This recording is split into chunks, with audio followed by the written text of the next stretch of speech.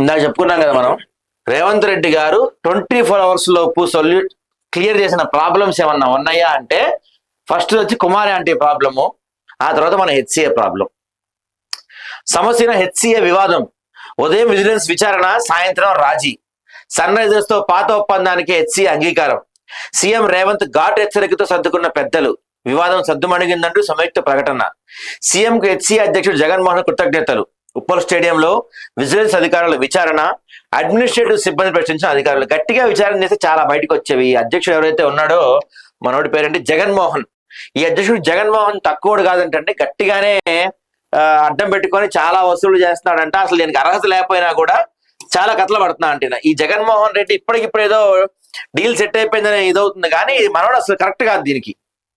HCA president గా జగన్మోహన్ అనే వ్యక్తి అసలు ఏమాత్రం కరెక్ట్ కాదు, ఏమాత్రం క్యాపబుల్ కాదు.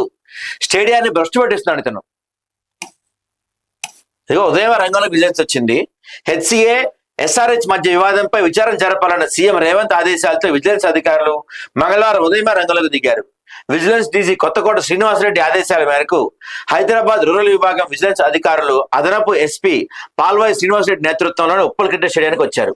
అక్కడ హెచ్సిఏ కార్యాలయంలో విచారణ జరిపారు. హెచ్సిఏ ఎస్ఆర్హెచ్ మధ్య జరిగిన ఒప్పందాలేంటి, వారి మధ్య చోటు చేసుకున్న ఈమెయిల్ సంభాషణలు ఏంటి, కార్పొరేట్ సోషల్ రెస్పాన్సిబిలిటీ నిధుల విషయంలో ఏం జరిగింది అనే విషయాలపై విజిలెన్స్ అధికారులు ఆరా తీశారు. సిఎస్ఆర్ నిధుల కింద 100 కోట్ల స్టేడియం అభివృద్ధి చేస్తామన్న ఎస్ఆర్హెచ్ ఆ నిధులను ఇవ్వకుండా స్టేడియానికి రంగులు వేయించడానికి ఖర్చు చేసినట్టు చెబుతుందని హెచ్సిఏ ప్రతినిధి ఆరోపించిన విషయం తెలిసిందే. దీంతో పాటు కాంప్లిమెంటరీ పాసుల విషయంలో వచ్చిన ఆరోపణల పైన విజిలెన్స్ బృందం విచారణ జరిపింది. ఉప్పల్ స్టేడియంలో జరిగే మ్యాచ్లకు సంబంధించి సిట్టింగ్ కెపాసిటీలో 10% వాటా ప్రకారం 3,900 పాసులను హెచ్సిఏ ఇచ్చిన అంగీకరించగా మరో 3,900 పాసులు కావాలంటే అధ్యక్షుడు జగన్మోహన్ రావు కోరినట్లు తెలుస్తుంది. సీసీ ఫుటేజ్ కోసం చూస్తున్నారంట. నేనేం చెప్తానంటే అండి, ఈ జగన్మోహన్ అనే వ్యక్తి ఏమాత్రం క్యాపబుల్ కాదు. హెచ్సిఏలో అతను చేస్తున్న అక్రమాలు ఏంటంటే, ఇప్పుడు నిన్నగా మొన్న కాదు, ఎప్పటి నుంచో చాలా మంది సీనియర్ రిపోర్టర్స్ ఏదైనా న్యూస్ కవరేజ్కి వెళ్దామన్నా కనీసం లోపలికి కూడా రానివాడు ఆయన జగన్మోహన్ అనే వ్యక్తి. అసలు అక్కడ ఏం జరుగుతుందో అదేదో ఆయన సొంత గ్రౌండ్ లో ఫీల్ అవుతుంటాడు ఆయన. అక్కడ ఏం జరుగుతుందో మీడియాకి ఇన్ఫర్మేషన్ ఉండదు, ప్రెస్ కి ఇన్ఫర్మేషన్ ఉండదు, ప్రెస్ నోట్లు ఉండవు, ఏముండవు. ఎంత ఆయన ఇష్టం, వాళ్ళకి టికెట్లు ఇచ్చుకుంటాడు, అంతా ఆయన ఇష్టం అనమాట మొత్తం. ఇప్పటికైనా దీనిపైన కన్నేశారు ముఖ్యమంత్రి గారు.